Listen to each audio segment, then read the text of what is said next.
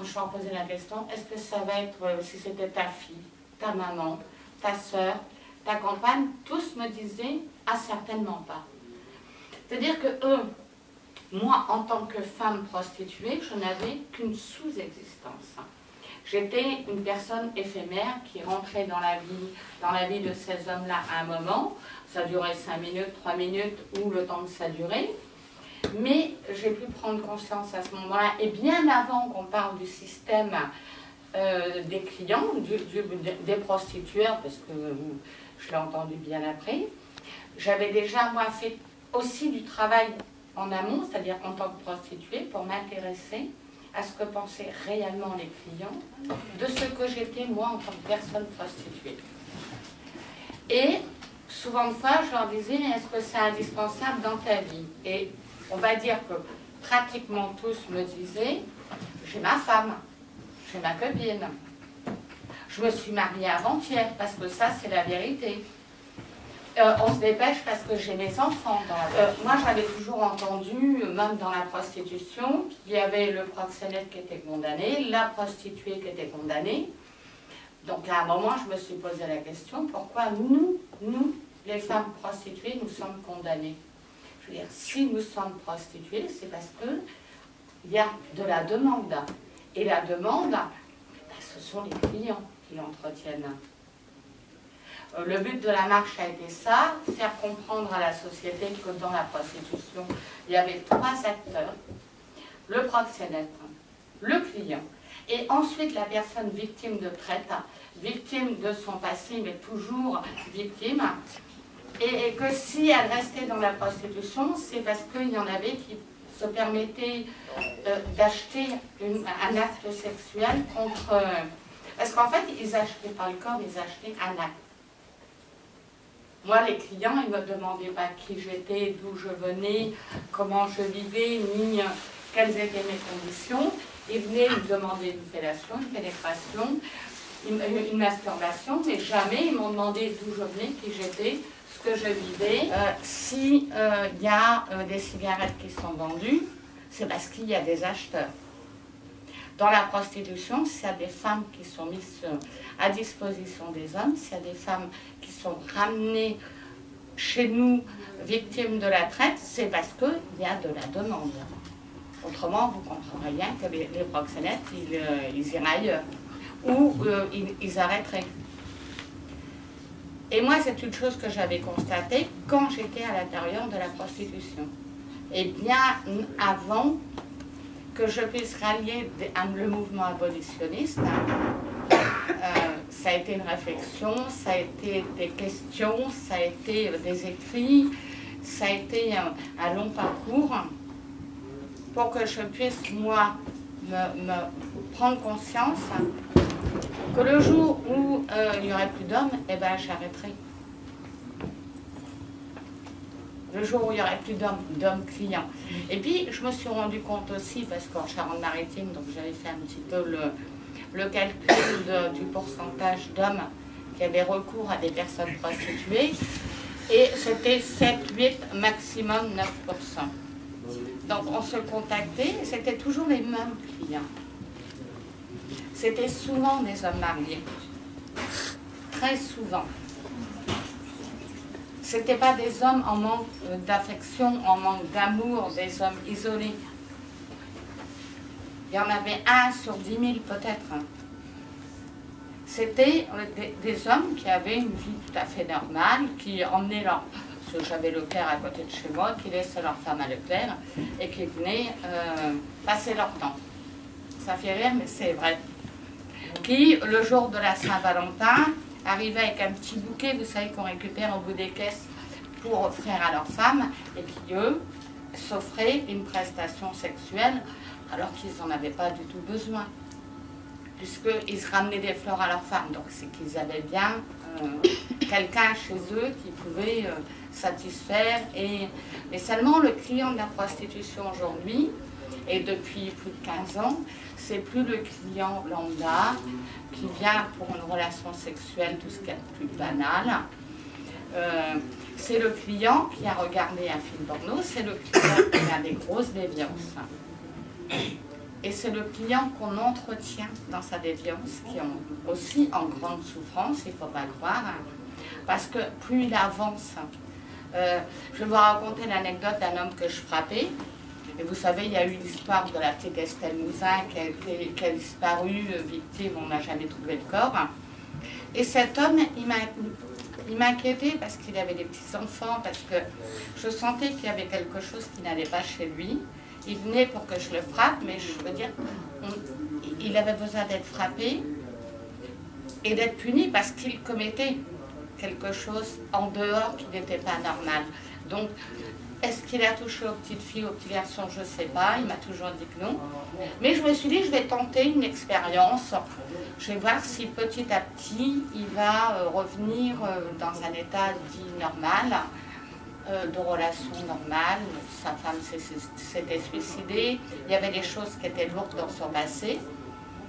Puis, il m'a fait un aveu, il m'a dit, moi je me frappe comme ça depuis que j'ai 17-18 ans. J'ai des troubles, je le reconnais. Et pendant toutes ces années donc, que je l'ai frappé, ça allait de pire en pire. C'est-à-dire qu'au départ, il voulait juste une claque, et à la fin, tant qu'il ne saignait pas, il ne partait pas. Donc c'est des hommes en grande souffrance aussi, et c'est des hommes que nous, pour personnes prostituées, le problème, c'est qu'au lieu de leur dire « il faut te faire soigner », on les entretient dedans en leur disant « tu fais ce que tu veux avec ta sexualité ». Parce que nous, l'intérêt, c'est aussi d'avoir des clients comme ça pour gagner de l'argent. C'est très compliqué. Le client a une très très forte responsabilité, voire la plus forte. Alors que c'était le seul. Bon, aujourd'hui, le client qui est client hier, il va l'être encore aujourd'hui.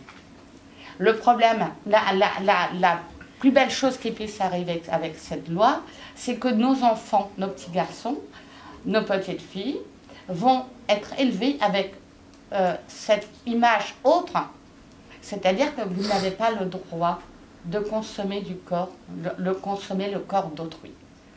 Ce corps appartient à quelqu'un et vous n'avez pas à l'acheter. Et moi, je le vois au niveau des jeunes, quand on leur en parle aujourd'hui, eh ben, déjà rien qu'avec la loi, il y a eu une évolution qui s'est faite, c'est-à-dire que moi, j'ai posé la question à des jeunes hommes, qui me disent ben, c'est interdit. Et l'interdiction met des barrières. Mais l'interdiction sauve aussi. L'interdiction va sauver des jeunes filles qui sont mises dans les systèmes prostitutionnels en France, des jeunes filles victimes de la traite, et aussi peut-être votre fille, votre petite fille.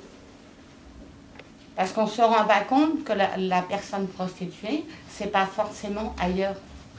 Ça peut être chez nous, ça peut être notre voisine, ça peut être nos petits-enfants. Moi, vous savez, j'ai rencontré des femmes qui ont été achetées, elles avaient 4-5 ans. Donc, si elles ont acheté, c'est qu'il y avait de la demande. Si on avait taré cette demande depuis déjà des millénaires, on va dire, mais bon, depuis la loi Marc Richard, si on avait pris conscience que les clients étaient responsables de ce processus, il n'y aurait pas eu autant de victimes. Et je parle d'une qui est à Montpellier, qui a été vendue par ses parents dans les bars à hôtesses, achetée par des militaires, consommée et torturée. J'en ai une à Rochefort qui a été vendue par ses parents à l'âge de 5 ans, mais si elle a été vendue, c'est parce qu'il y a des clients. Donc cette loi, aujourd'hui, va faire en sorte que nos générations actuelles, nos plus jeunes enfants, nos futures générations, vont vivre avec cette interdiction. Et pour moi, c'est ce qu'il y a de très important. À vous donner quelques explications sur la loi. Elle a été votée le 13 avril 2016. Ça va faire bientôt 1 an. Bon. Et cette loi, elle comporte tout un ensemble de dispositifs. Elle n'est pas centrée sur une chose. Souvent dans les médias, on l'a présentée comme la loi de pénalisation des clients. On n'en parlait que comme ça, n'est-ce pas? Enfin, c'est mal traduire sa réalité. C'est même trahir sa réalité. Car dans cette loi-là, il y a plusieurs axes très importants.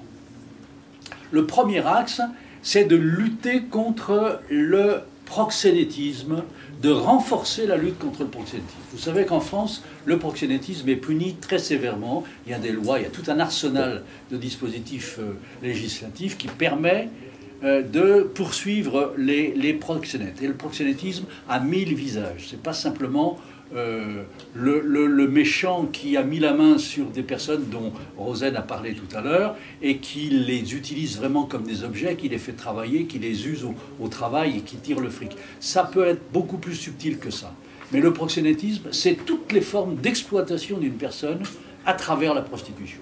Et ça peut aller jusqu'au mari, ça peut aller jusqu'à la famille, ça peut aller jusqu'à la maman, la mère, n'est-ce pas, qui peut faire travailler, entre guillemets, quelqu'un de sa famille, sa fille en particulier, pour tirer un profit de la prostitution. Donc renforcer la lutte contre le proxénétisme, c'est important. On a lutté en France et on lutte encore contre le proxénétisme, il faut aller plus loin que ça. Et en particulier viser tous les moyens modernes, virtuels, Internet. Aujourd'hui, pour faire de la prostitution, beaucoup de personnes utilisent les sites Internet sur lesquels ils vont poster leurs propositions, leurs profils, etc. Bon, derrière tout ça, il y a évidemment un immense commerce et une exploitation de ces gens. Eh bien, la loi vise à serrer les boulons, à empêcher le développement de ce moyen Internet qui prolifère et qui multiplie considérablement le marché de la prostitution. Bon. Donc, renforcement du proxénétisme. Pas du proxénétisme, de la lutte contre le proxénétisme. Le deuxième axe qui est très important, et dont on n'a pratiquement jamais parlé dans les médias malheureusement, c'est de soutenir les personnes prostituées et de leur proposer une alternative à la prostitution pour qu'elles puissent s'en sortir. C'est bien gentil de dire la prostitution, il faut arrêter, mais si on ne propose rien aux personnes, on aura peu de chances d'aboutir au résultat escompté. Par conséquent, cette loi prévoit un parcours de sortie. Un parcours de sortie de la prostitution, c'est vraiment le dispositif majeur, principal, central, un parcours de sortie de la prostitution qui sera reconnu par des associations d'accompagnement des personnes prostituées et des associations agréées par le gouvernement. Ça ne se fait pas n'importe quoi et avec n'importe qui. Les associations seront agréées et tout ce processus-là sera chapeauté et dirigé et contrôlé par une commission départementale, présidée par le préfet. Alors le troisième axe, c'est la pénalisation du client. Pourquoi ? Pourquoi la pénalisation du client ? Ce n'est pas du tout un dispositif répressif. Ce n'est pas un dispositif répressif. On ne va pas aller poursuivre le client et le chercher pour se venger, pour lui faire mal. C'est un dispositif éducatif. Rosanne l'a dit tout à l'heure, et elle le redira derrière moi sûrement, la loi, mais c'est vrai dans tout domaine, si vous avez des enfants, vous voyez bien que la loi structure l'éducation d'un enfant. C'est un repère psychologique. La loi aide à assimiler des principes et à entrer dans une forme de comportement.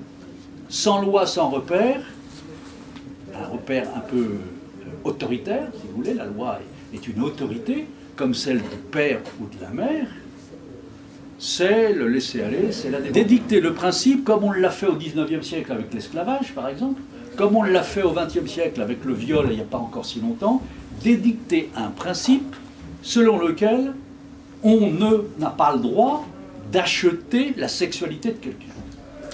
On n'a pas le droit de contraindre quelqu'un par l'argent, car le moyen de contraindre de la prostitution, c'est l'argent.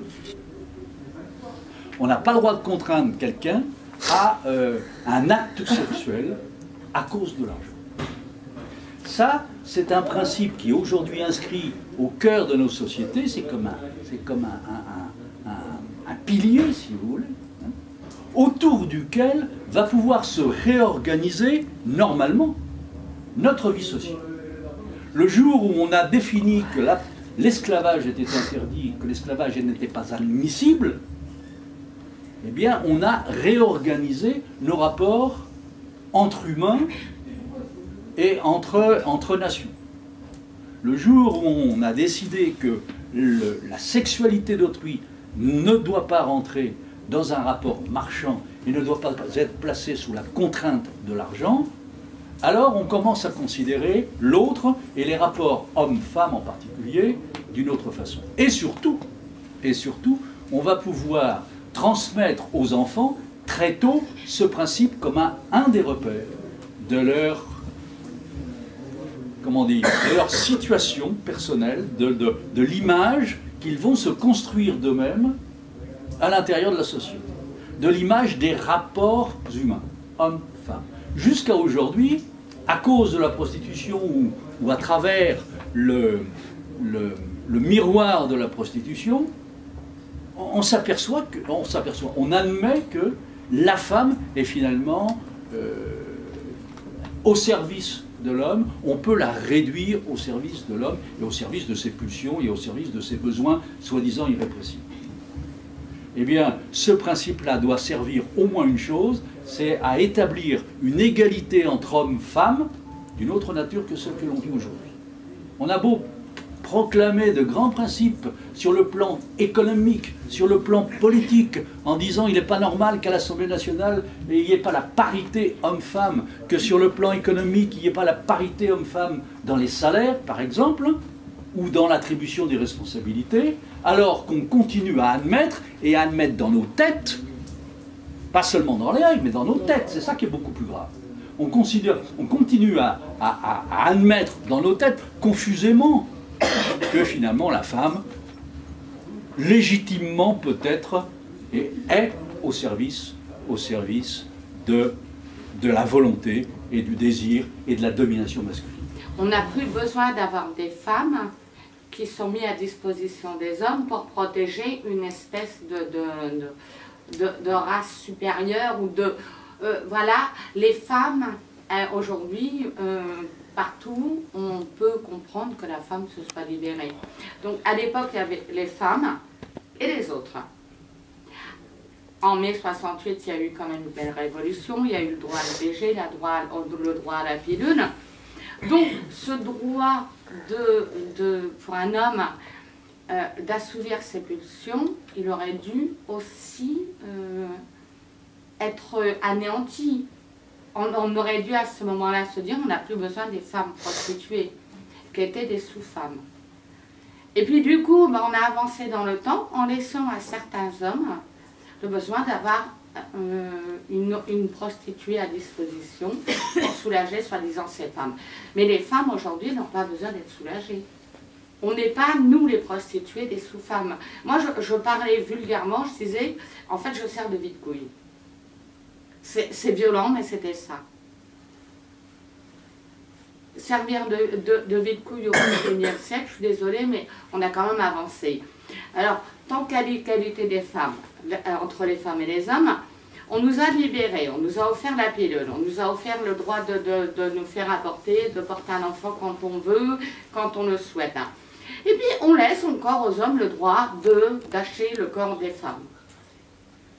Pourquoi on me parle d'égalité? Il n'y a pas d'égalité là-dedans. Comment on peut me dire tu as le droit d'avoir le même salaire qu'un homme, tu as le droit à choisir le moment où tu vas tomber enceinte ou le droit de dire non à un homme? Alors le refus aussi d'être frappé, parce qu'on nous parle de la violence conjugale aujourd'hui. Je veux dire, les hommes, c'est radical. Si la femme porte plainte, c'est immédiat. Aujourd'hui, normalement, la violence conjugale devrait être complètement anéantie. Elle existe encore parce que tout simplement, on a laissé le droit aux hommes d'acheter des femmes. Et tant qu'on laissera le droit à ces hommes-là de dire « tu m'emmerdes, je vais consommer ailleurs », eh bien, on ne peut pas demander l'égalité. L'égalité commence d'abord par là. Est-ce que vous aviez déjà rencontré des personnes prostituées qui défendaient le fait qu'elles souhaitaient justement rester dans le cadre de la prostitution? Est-ce qu'il y a des femmes prostituées qui le défendent comme une forme de droit? Oui, bien sûr. Alors, moi, j'ai rencontré... Mais Rosane va vous dire pourquoi. Alors, j'ai fait des plateaux de télévision avec des personnes prostituées qui revendiquent le droit de se prostituer, ce que je peux comprendre, puisque moi, pendant 22 ans, j'aurais été complètement anéantie si on m'avait retiré ce droit-là. Parce que tout simplement, quand on est prostituée, si on veut rester debout, si on veut rester soi-disant solide, parce que toutes elles sont anéanties, mais elles ne s'en rendent pas compte, hein, elles sont dans le déni de leur situation, et bien il faut bien dire que c'est un droit et que ça fait partie de notre liberté. Et le château de cartes s'effondre quelque temps après la sortie. Souvent fait avec la prise de conscience. Alors moi j'ai une question par rapport à ce qu'elle vient de dire. Qu'est-ce que vous pensez des femmes qui se disent pas prostituées, mais travailleuses du sexe, et qui ne se prostituent pas, mais qui donnent des prestations sexuelles? Par exemple, pour les handicapés. Non, mais c'est une question. Moi, je l'ai dit, j'étais travailleuse sexuelle. À l'intérieur. Si c'est consenti, si cette femme, par exemple, va une population handicapée, il dit c'est une prestation sexuelle. Alors, j'ai eu 4 fauteuils roulants quand j'étais prostituée. Moi, j'en connais des personnes prostituées qui ne se disent pas putes, je suis désolée. Elles sont prostituées. Moi, je ne parle pas de putes. Non, mais c'est pas péjoratif. Ce ne sont pas des putes, ce sont des personnes prostituées qui ont effectivement pas encore pris conscience de leur statut. Moi, j'ai été dans le milieu de la prostitution, j'ai eu 4 personnes en fauteuil roulant. 4 personnes. Les 4 étaient mariées. Qu'on ne me parle pas du manque affectif. Il y en avait un qui avait eu un accident en Espagne et sa femme travaillait, il avait besoin de passer son temps. Mais il était très heureux avec sa femme. L'autre vivait sur l'île de Léron, il était marié, il y avait eu un petit garçon, il était handicapé depuis que j'étais 14 ans. Moi, les personnes handicapées, je ne parle pas de l'autisme, je parle des situations. Mais je pense qu'on peut éduquer les personnes. On a l'impression qu'en fait, de masturber un homme, ça va l'équilibrer. Que d'avoir une relation sexuelle, c'est tout l'équilibre de l'humain. Bah, écoutez, moi, ça fait quelques années que je n'ai pas de relation sexuelle. Je ne suis pas déséquilibrée pour autant et je ne vais pas aller chercher un mec et le payer. Et il faut bien se mettre dans la tête que les personnes qui viennent nous voir, j'ai eu quelqu'un qui avait la maladie, Parkinson. Je l'ai vu évoluer, il est venu au début de sa maladie, et je peux vous assurer qu'à la fin, j'ai fini par lui dire non, il devenait dangereux. Parce que son cerveau n'était plus du tout en phase avec... Il avait complètement fait... ses pulsions sexuelles faisaient qu'il devenait agressif. Et puis on peut vivre son sexe, je suis désolée. Et puis on peut apprendre à aimer aussi. La tendresse, c'est la tendresse bordel. Il n'y a pas besoin de sexe. Et donc, en fait, je parle surtout par rapport à la loi que vous parlez sur l'abolitionnisme, cette loi qui est passée en tout temps. Je ne veux pas, en fait, qu'on confonde la loi avec ce que c'est moralement acceptable. L'État ne doit absolument pas prendre le rôle des parents ou de la société en soi, d'éduquer la population. L'État, elle doit être là pour structurer une société et pour que cette société se passe dans les meilleures conditions humaines. Donc en fait, vous avez parlé de l'abolition de l'esclavage. Aux États-Unis, l'abolition de l'esclavage, en fait, n'est rien d'autre qu'un moyen pour, économiquement parlant, pour être égal entre le sud et le nord des États-Unis. Éthiquement, c'était vendu comme une chose des droits de l'homme, mais malheureusement, les lois, si on analyse derrière, il y a toujours une raison plus économique et pas éthique. Si on veut si on est ici pour parler de l'éthique morale, ça, à mon avis, c'est plutôt le rôle des familles, de l'Église, des religions en soi, du bouddhisme, quelle que soit la religion. Mais si on parle strictement de loi, est-ce que c'est mieux ou pas pour les droits de l'homme ou les droits des femmes? À mon avis, il ne faut pas du tout mélanger les sentiments. Parce qu'après, les sentiments, c'est... Moi, je comprends votre situation, mais moi, en tant que Brésilienne et en tant que... j'ai vu dans les prisons, il y a des tas de... La prostitution, c'est un monde immense et très varié. Donc, faire une loi en parlant des sentiments, qu'on ne veut pas que notre fille fasse... notre Je fille ne fasse... parle pas du tout de sentiments. Mais Est-ce que vous avez des enfants? Je suis enceinte. Eh bien, je vous souhaite que jamais personne ne consomme. Moi aujourd'hui, je suis pour l'éducation. Et c'est pas à l'État, je suis d'accord, mais c'est à l'État de cadrer. Moi, si en 88, quand je suis tombée dans la prostitution, s'il y avait eu une loi à ce moment-là, je n'y serais jamais tombée. J'ai été fragilisée par la vie, fragilisée par une éducation défaillante, fragilisée par l'inceste. Je suis tombée dedans comme un cheveu tombe dans la soupe. Si l'État, justement, avait fait son travail quand la loi Marc-Richard a été votée et l'abolition en 1960, et avait pris conscience que s'il y avait des femmes, des personnes prostituées, parce qu'il y avait de la demande, je n'y serais jamais tombée. Et je me serais soignée différemment et ma vie aurait été autrement. Mais moi, je parle de 22 ans dans la prostitution, avec toutes les femmes prostituées que j'ai rencontrées pendant et maintenant. Et je peux vous assurer que ça provoque des dégâts irréversibles. Et la prostitution est en augmentation aussi chez les hommes et chez nos jeunes garçons. Donc, aujourd'hui, on parle d'égalité. On réclame l'égalité des salaires, on ne l'a toujours pas, mais on va finir par y arriver. Par contre, l'égalité au niveau de la sexualité, c'est-à-dire que les hommes ont une sexualité beaucoup plus développée et donc doivent pouvoir disposer du corps d'autrui pour assouvir ses pulsions. Non, c'est à l'État de mettre... J'ai soi-disant jamais eu de Mac, mais en fait j'étais mon propre Mac. Mais après, voilà, j'assume. J'ai été une femme soi-disant libre, libre de me vendre, libre d'être achetée. Ok. Le problème, c'est qu'en moi, en me laissant consommer par certains hommes, je mettais des gamines dans une situation, c'est-à-dire qu'à partir où moi j'accepte de me prostituer, j'estime que toutes les femmes sont prostituables et toutes nos petites filles aussi. Parce que le client qui vient m'acheter moi, il n'y a pas une étiquette libre ou pas libre sur le front d'une prostituée, elles sont toutes libres, mais elles sont toutes enfermées. Et c'est elles qui mettent leur vie en danger parce qu'elles sont menacées par les Macs, menacées par les clients. À partir du moment où moi, j'ai pris ma décision d'aller dans la direction de l'abolition, je vous ai dit, après plus de 10 ans de réflexion, parce que je me suis dit, moi, je leur laisse le droit au nom de ma liberté. Le problème, c'est que le client qui vient me voir, il va aller acheter une petite jeune femme, soi-disant libre sur le trottoir, qui est enfermée, par des proxénètes, donc qui est surveillé, qui va être renfermé le soir parce que c'est comme ça que ça se passe, qui vont gagner 3 francs 6 sous, on va leur prendre, et qui n'auront jamais de liberté. Elles sont sur les trottoirs, mais elles sont extrêmement surveillées.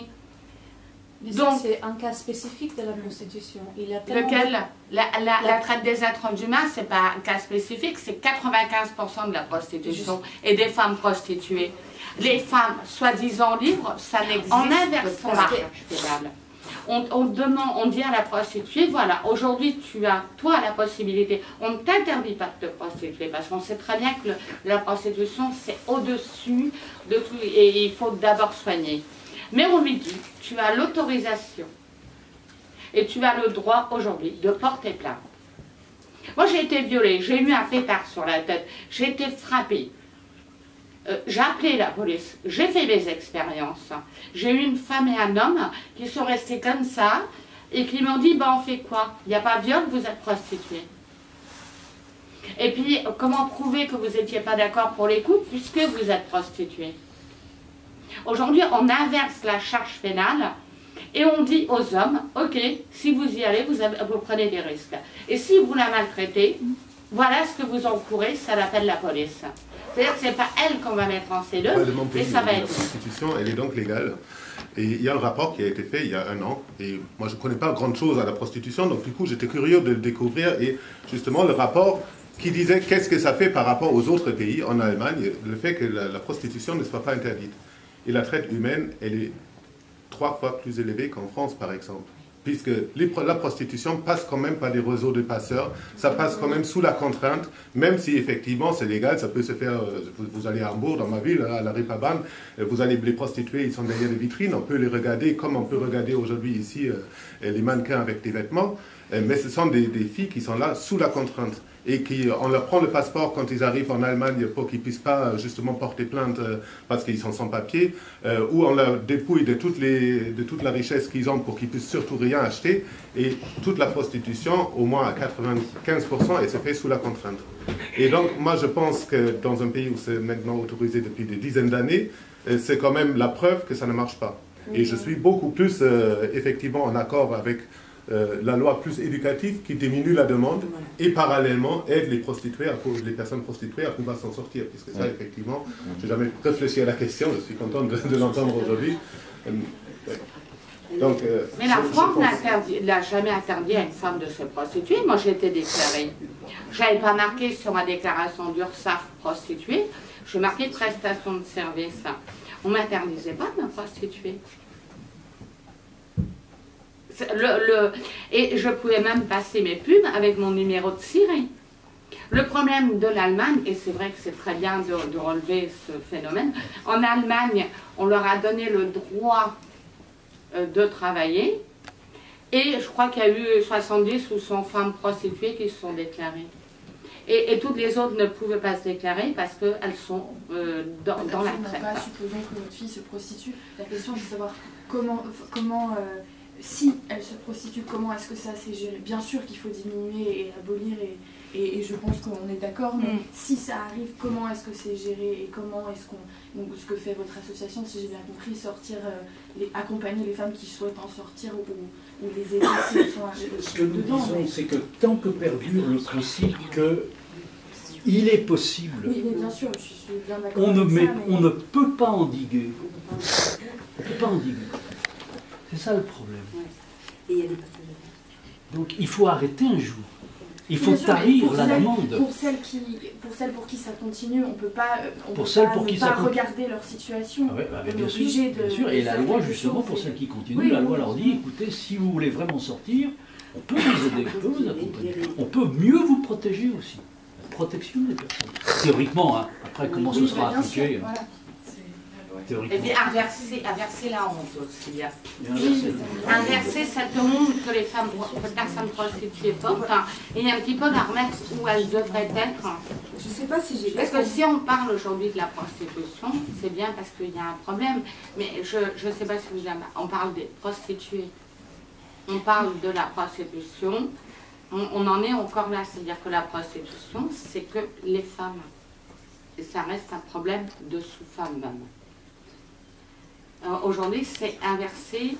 La honte ne doit pas être portée par la personne à qui on impose le trottoir et qui est dans la traite, mais par celui qui la vend et celui qui la consomme. Moi, j'ai porté cette honte et je peux vous assurer que c'est épouvantable. C'est-à-dire ne pas pouvoir dire, de ne pas pouvoir en parler. Parce que la société nous juge. Et elle nous jugera tout le temps.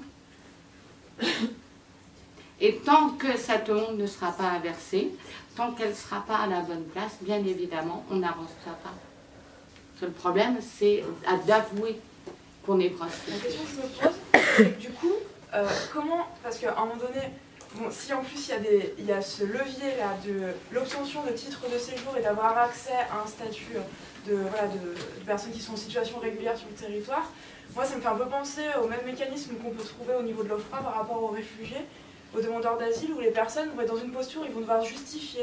Donc comment, je me dis, une femme peut justifier qu'elle est réellement dans une démarche de sortir de la prostitution, et comment elle peut aussi prouver à un moment donné qu'elle est aussi prostituée, et ça je me dis que ça peut être compliqué. Comment est-ce que ça peut être organisé?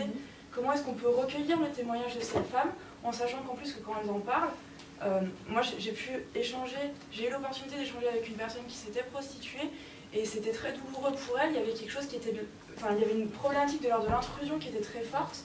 Et je me dis, bon, ça doit pas être évident, je pense, pour ces femmes-là, de se présenter, d'avoir en tête ce titre de séjour-là qu'elles souhaiteraient peut-être obtenir et de se dévoiler par rapport à ça.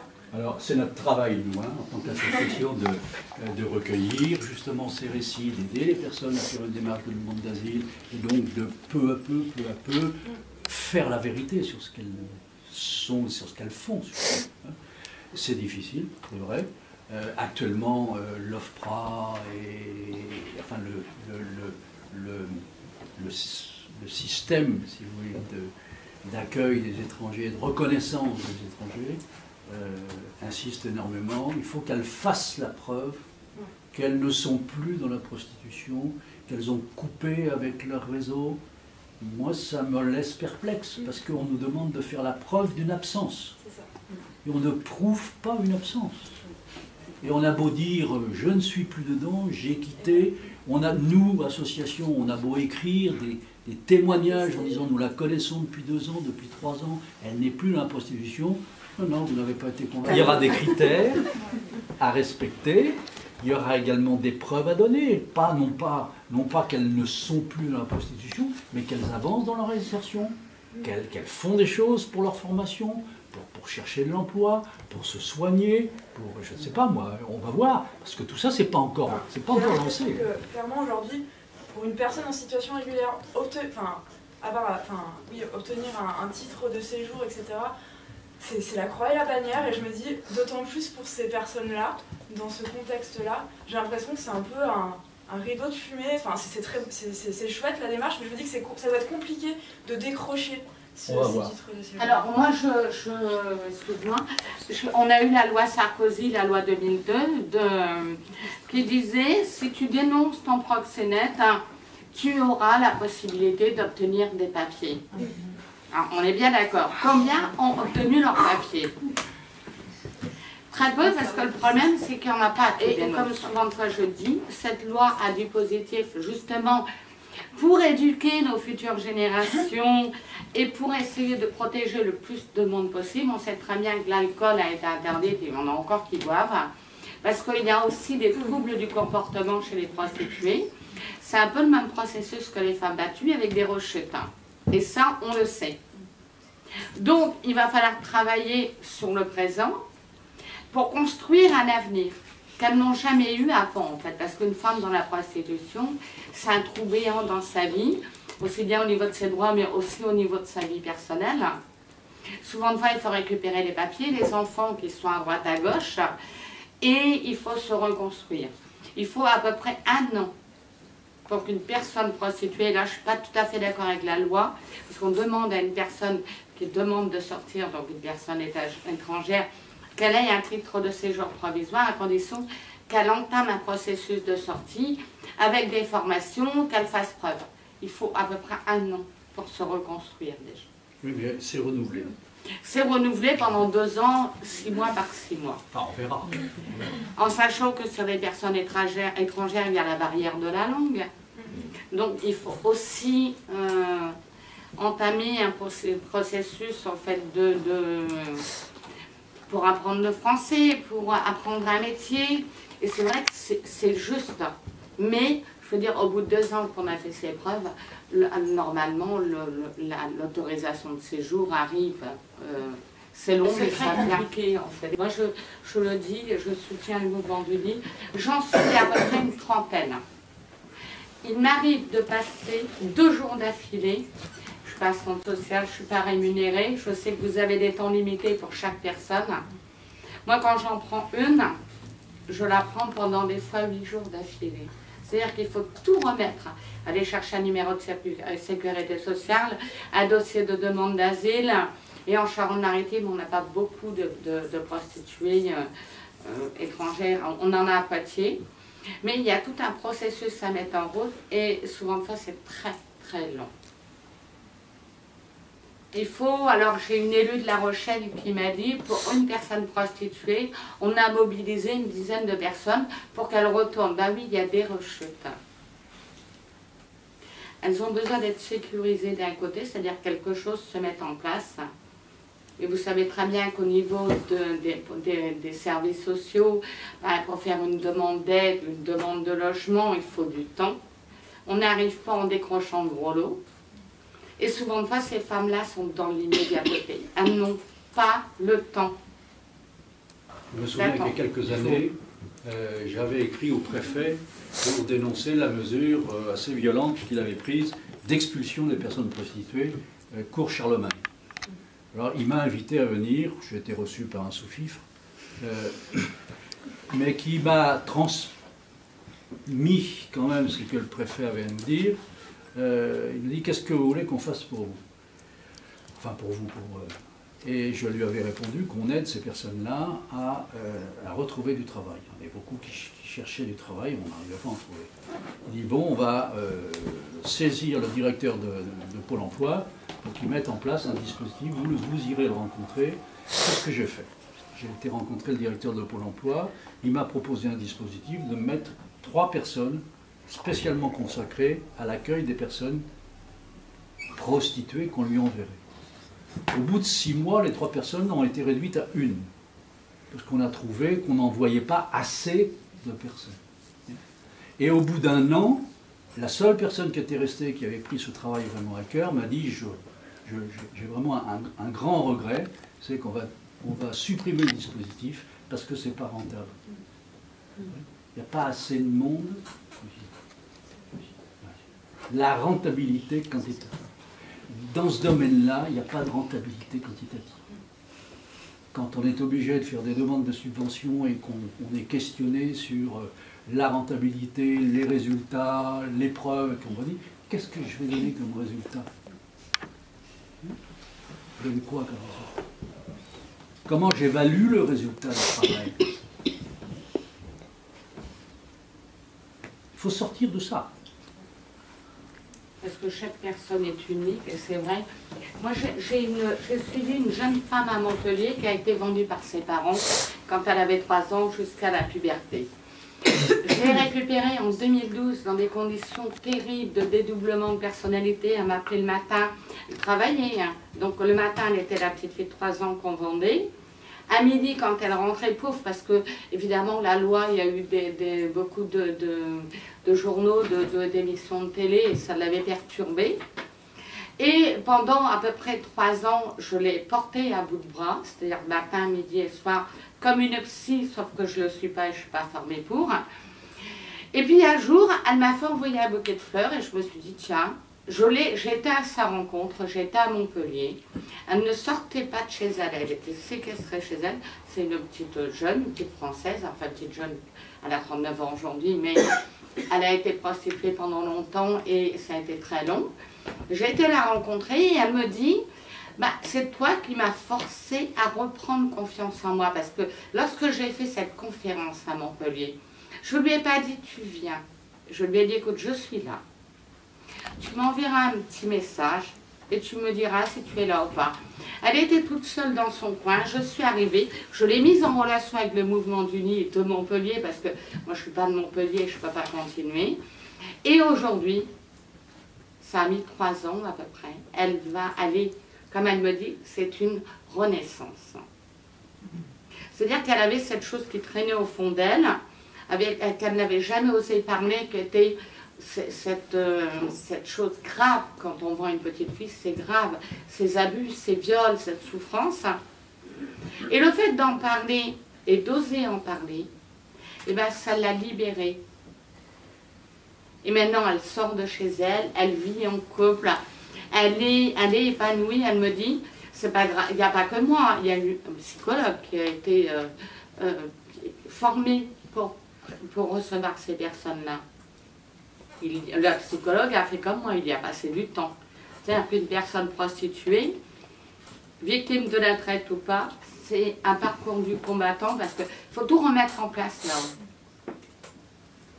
Alors elle travaillait, elle n'a pas eu ce problème de l'argent et du logement, mais souvent de fois liés à les troubles psychiques, les troubles, il faut remettre le logement, remettre les droits, enfin, il faut tout remettre à l'endroit.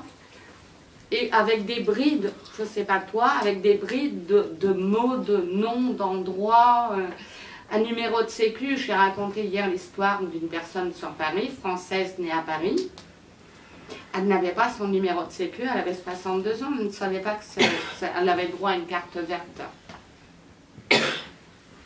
Donc c'est tout il faut tout reprendre à bras le corps et reconstruire. Une tempête est passée, il faut raser et on repart. Et c'est souvent la problématique des personnes en situation de prostitution. Comment vous, est-ce que vous imagineriez cette sensibilisation dès le plus jeune âge, enfin, j'ai l'impression que le problème de base c'est l'éducation aussi, et comme pour tous les sujets, c'est à chaque fois la base c'est l'éducation. Et comment est-ce que vous imagineriez ça? J'ai vu que récemment en Grande-Bretagne, ils essayent de faire passer une loi pour que l'éducation sexuelle commence dès l'âge de 4 ans dans les écoles, ce qui ferait un tollé formidable en France, mais ça va pas, c'est horrible. Est-ce que ça pourrait être ça? Je vous répondrai. On n'imagine pas, on le fait. Car à échelle nationale. Le mouvement du NIE est une association qui fait de la prévention, ou de l'éducation, si vous voulez, ou de la prévention des risques prostitutionnels et plus largement des risques, des risques dans les relations garçons-filles depuis des années. Et nous allons dans les lycées, nous allons dans les collèges, et nous avons des rencontres avec... Oui, et ce que je trouve formidable, mais concrètement, moi, je pense pas avoir été la seule à vivre ça. On a un pauvre cours d'éducation sexuelle en On ne fait pas de l'éducation sexuelle. Non, je ne parle pas de vous, je parle de ceux à qui on a accès quand on ne fait pas partie des lycées ou des collèges dans lesquels vous intervenez. On a 2-3 vidéos, 4 schémas, et encore, on parle de la sexualité masculine, et ça s'arrête là. Mais aujourd'hui, avec la loi, les responsables d'établissement seront tenus d'organiser ça. Et ils seront obligés de mettre en... Est-ce que vous pensez que d'intervenir auprès de... Pas vous, mais l'intervention qui est faite sur des adolescents, c'est déjà trop tard? Est-ce qu'il ne faut pas commencer plus tôt? Il faut certainement commencer tôt. Il faut leur apprendre à ne pas... moi, je le vois dans les collèges et les lycées. C'est mettre une suce et puis... je suis violente dans mes propos, mais c'est ça. C'est déjà commencé. Nous, dans la petite ville de campagne où je suis, il y a eu un viol il y a plus de 10 ans. Il y a eu interdiction d'en parler. Alors que la jeune fille a été violée dans les toilettes par 3 ou 4 garçons, il y a eu une interdiction de fuite dans la presse. Parce que ça aurait mis l'image du lycée en... Je veux dire, et oser en parler. On a beaucoup de jeunes filles qui n'osent pas parler, et de garçons aussi, parce qu'il faut pas parler à beaucoup de garçons. Elles ont été victimes d'abus, de viols, d'inceste, et c'est simplement parce que c'est incroyable, celles qui sont condamnables encore aujourd'hui, aussi chez les petites filles. C'est tant qu'on n'aura pas compris que quand on est victime d'inceste ou de situation de prostitution, il faut oser en parler, on aura tout compris. Le problème, c'est qu'aujourd'hui, on met des barrières. Mais même moi, en tant que mère, je ne sais pas si je serais prête à entendre... bon, je ne vais pas être copain chez moi, parce que j'ai toujours mis des barrières, que, par exemple, je me suis mariée avec un homme, et s'il avait abusé de ma fille, j'aurais du mal à l'entendre. Parce que tout simplement, j'aurais fait le lien entre cette monstruosité, j'aurais ma grosse part de responsabilité. Et c'est vrai qu'il faut apprendre aux enfants tout de suite à parler de cette violence qu'ils subissent, qu'ils ou qu'elles subissent. Et c'est pas gagné, mais je pense qu'on peut y arriver dès le début. Mais il faut former des gens, former tout le personnel aussi. Au détail, ne sera pas parfait. Hein. Il y aura toujours des personnes, mais elles sauront qu'elles peuvent demander de l'aide. Et être soutenues et avancer dans leur vie. Moi, quand je rencontre quelqu'un, je ne regarde pas ce qu'il a vécu. Je regarde ce qu'il vit maintenant, ce qu'il va devenir. Je ne suis pas dans les personnes, vous savez, le film des survivantes, on est plusieurs à témoigner. Il y en a une qui est décédée à 40 ans. Et l'assistante sociale, la directrice du CIAS qui l'a suivie, m'a dit... Vous avez vu, son mari m'a appelé, il m'a dit qu'elle était décédée. Et son mari, c'était son proxénète. Donc ça n'avait toujours pas fait la pirouette dans la tête de la directrice. C'est un long travail, hein, c'est un travail, parce qu'on a des acquis, mais maintenant il va falloir travailler sur ces acquis et se remettre le cerveau dans le bon ordre. Après, on en a une qui a témoigné au Moulin Rouge, qui est en fauteuil roulant et non-voyante aujourd'hui. Et c'est des séquelles liées à toutes ces agressions. Le cerveau est parti, elle est atteinte d'une maladie. Elle m'a expliqué, je ne pourrais pas vous le dire parce que je ne suis pas... Et c'est vrai qu'on en a une à Tours qui est atteinte d'un cancer en stade avancé. Parce que la prostitution, c'est la dissociation du corps. Et souvent de fois, quand elles se rendent compte qu'elles sont malades, il est trop tard. Elles sont en fin de vie. La petite Mimi, la petite Belge, je l'ai vue 6-7 mois avant qu'elle meure, je lui ai dit, écoute, mais tu sais que tu vas mourir. si tu continues. Elle m'a dit, mais je suis morte, déjà. Et ça, c'est important. Et je la verrai toujours me dire ça, parce qu'elle buvait à se détruire. Et elle est entourée de ses clients qui soi-disant, ont non pour la sauver. L'empêcher de boire, mais en fait la plonger dans l'alcool, de son mari qui faisait pareil, qui l'a séquestrée pour ne pas qu'elle aille acheter de l'alcool, mais pas pour qu'elle reçoive des clients. Là, c'est lui qui ouvre la porte, hein, parce que soi-disant qu'ils n'avaient pas assez pour vivre, parce qu'elle buvait. C'est très tordu. Donc elle buvait, ils avaient besoin d'argent, mais par contre il ne fallait pas qu'elle boive, mais recevoir des clients, oui. Et elle est décédée le 9 mai 2016. J'étais là, j'ai passé 14 heures avec elle.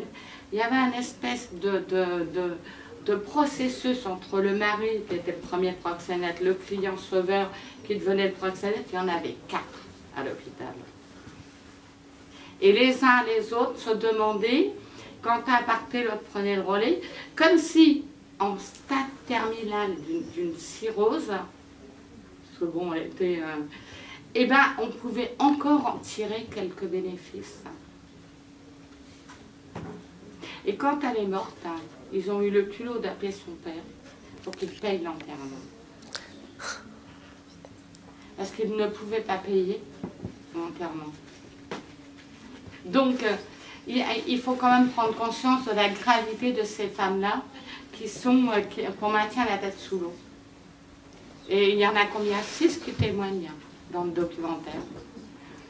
Laurence, elle a beaucoup de difficultés à parler parce qu'elle a eu des menaces. Donc, quand on est caissière à Leclerc ou infirmière, on n'a pas forcément des menaces. Et quand on ne fait pas des réunions pour parler des femmes caissières, on ne dit pas qu'elles sont victimes d'être caissières. Par contre, victimes d'être prostituées et consommées, ça on en fait. Donc c'est clair. Moi, je me rappelle d'un jour, une personne qui m'a dit oh bah de toute façon, moi, ça ne me dérange pas, c'est pas un problème. Bah, pourquoi moi, elle était patronne de bar, c'était pas un problème pour moi qu'elle soit patronne de bar, mais je ne lui ai jamais dit que c'est pas un problème. Si on m'a dit à moi que c'était pas un problème d'être prostituée, c'est parce qu'il y a un problème, justement. Autrement, on n'en aurait pas parlé. Il y a toujours ce phénomène. Ah, c'est pas grave ce que tu fais. Moi, quand je rencontre une personne qui est caissière, infirmière ou médecin, je lui dis c'est pas grave. Si je le dis à un gendarme ou une sécurité, c'est pas pareil. Je dis c'est pas grave, t'inquiète pas, je t'en veux pas, tu m'as mis 100 € d'amende, c'est pas grave. Mais c'est vrai, il faut quand même prendre conscience de ça.